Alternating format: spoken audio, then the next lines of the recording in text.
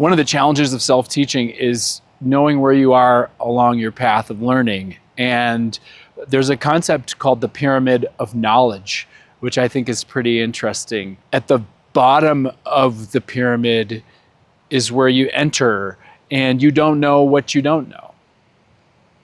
You're new. I like music. How do I get into this? This is cool. What I don't play a musical instrument. Is there software I should get? Is there a school I should go to? You don't know what you don't know, so you start there.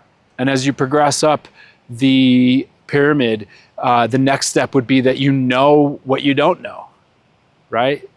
You're like, oh, I love music, and I'm starting to understand rhythm, but I really don't understand chords. Music theory is very confusing. Or like, how do you use microphones?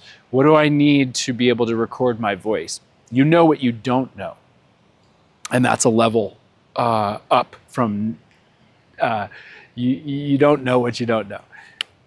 The third level would be you start to know what you know. You start to learn things, you start to apply them, and as you know what you know, you get more comfortable and you get more confident, and you're getting perhaps some more consistent results with what you're doing.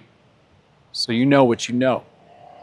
And as you progress toward the top of this pyramid, you get to a place where you've got your way of doing things and your systems that you've learned, and the things that have worked you've repeated, and the things that don't work for you have cut out of your plan. And so you get to a place where you only know what you know. It's the top of the pyramid. And these things work for you, and so you don't change them. But what happens as a self-teacher is you stagnate at some point. You sort of hit what feels like the end of the learning curve, like you know everything. And of course you don't.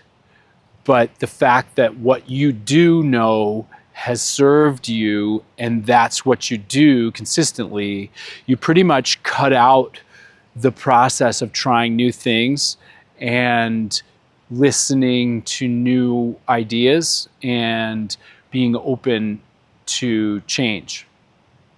So it's really important that once you notice yourself having reached the top of that pyramid, to dig right back down and humble yourself to where you don't know what you don't know.